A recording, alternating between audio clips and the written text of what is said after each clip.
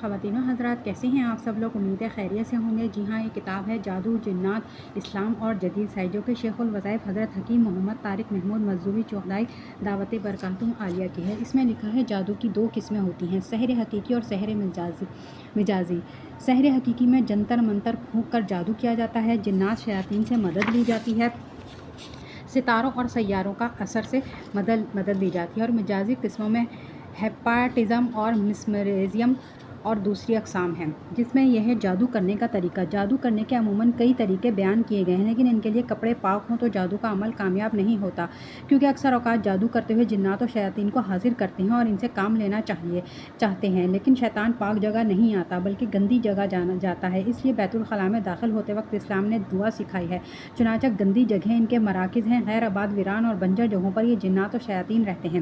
پہلا طریقہ یہ کہ اس کے لیے عامل ایک کمرہ منتخب کرتا ہے، موم بتی یا دیا وغیرہ کوئی مدھم روشنی جلاتا ہے، پھر لکڑیاں جلا کر یا کوئلے کے انگارے لے کر ان پر کافور وغیرہ ڈالتا ہے جس سے دھواں اٹھتا ہے۔ نیز اس عامل کا گندی حالت یا حالت نجاست میں ہونا ضروری ہوتا ہے۔ بعض اوقات عورتوں کے ایام مخصوصہ کے گندے کپڑے لے کر بھگوتے ہیں اور بالٹی میں یا ٹب میں ڈال کر اس سے غسل کر کے یا بدن پر ڈال کر بعض مخصوص منتر پڑھے جاتے ہیں جو ان انسانی شیطانوں کو ان کے استادوں یعنی جنات و شیاطین نے سکھائے ہوتے ہیں۔ پڑھتے پڑھتے ایک وقت محسوس ہوتا ہے کہ کوئی حیولہ یا شکل سامنے نمودار ہوئی ہے۔ بعض اوقات جنات وغیرہ میں سے کوئی چیز بھی نظر نہیں آتی، البتہ کوئی غائبانہ آواز ہم کلام ہونا شروع ہو جاتی ہے جس کو یہ اپنا موکل کہتے ہیں۔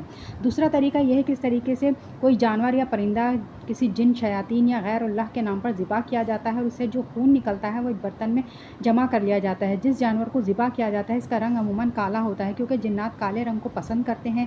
صحیح مسلم ایک حدیث میں حضور صلی اللہ علیہ وآلہ وسلم کا ایک ارشاد بھی ملتا ہے کہ عموماً شیطان ہوتا ہے۔ یہی وجہ ہے کہ تعویذات کرنے والے اپنے مریدوں یا تعویذ کرنے والوں کو کہتے ہیں کہ ایک بکرا یا مرغی لانا جس کا رنگ کالا ہو۔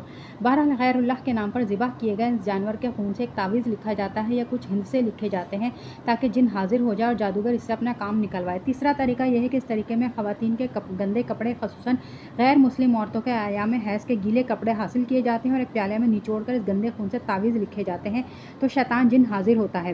چوتھا طریقہ اس طریقے میں قرآن پاک کی سورت یا آیت کو الٹا لکھتے ہیں اور بگاڑتے ہیں تاکہ بے حرمتی ہو، جیسے الحمدو کو دم ہلا یا اس طرح کا لفظ بناتے ہیں جو منتر سے ملتا جلتا ہوتا ہے۔ یہ سب کچھ شیطان کے کہنے پر کیا جاتا ہے اور ایسی عبادت پڑھ کر جنات سے ہم کلام ہوتے ہیں۔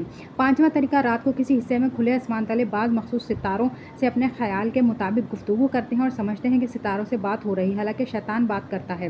چھٹا طریقہ اس طریقے پر ایک نابالغ بچے کو بلاتے ہیں، اس کے بائیں ہاتھ کے انگوٹھے پر سیاہی لگاتے ہیں، اس کے بعد اسے ایک کرسی پر بٹھاتے ہیں اور ایک مخصوص منتر پڑھاتے ہیں۔ جب یہ بچہ پڑھتا ہے تو کچھ دیر کے بعد اسے اپنے انگوٹھے کی سیاہی میں ایک منظر نظر آتا ہے جیسے کہ آج کل ٹی وی اسکرین پر نظر آتے ہیں۔ وہ دیکھتا ہے کسی ایسے شخص کو جو جھاڑو سے مکان یا جگہ صاف کر رہا ہے۔ جادوگر بچے سے کہتا ہے کہ پوچھو تم کون ہو؟ وہ جواب دیتا ہے کہ میں جنوں کے بادشاہ کے گھر کی صفائی کرنے والا ہوں۔ بچہ پوچھتا ہے دربار کب لگے گا؟ وہ کہتا ہے تھوڑی دیر میں۔ پھر دربار لگتا ہے اور یہ بچہ دیکھتا ہے کہ کرسیاں بچھی ہوئی ہیں اور دربار لگا ہوا ہے، اور کچھ دیر کے بعد ایک بادشاہ آ کر بیٹھ جاتا ہے۔ اس طریقے سے وہ عامل یا جادوگر جن سے ہم کلام ہوتا ہے۔ یہ طریقہ جادو یا تعویذ کرنے والے گم شدہ چیزوں کے بارے میں معلومات حاصل کرنے کے لیے استعمال کرتے ہیں۔ ساتواں طریقہ اس طریقے میں جس شخص پر جادو کرنا ہو اس کی کوئی چیز منگوا کر اس پر منتر پڑھا جاتا ہے، پھر جن یا شیطان سے کہہ کر اس شخص پر جادو کرنے کی کوشش کی جاتی ہے۔ تو خواتین و حضرات، آج کے لیے اتنا ہی، ملتے ہیں اگلی ویڈیو میں۔ اللہ حافظ۔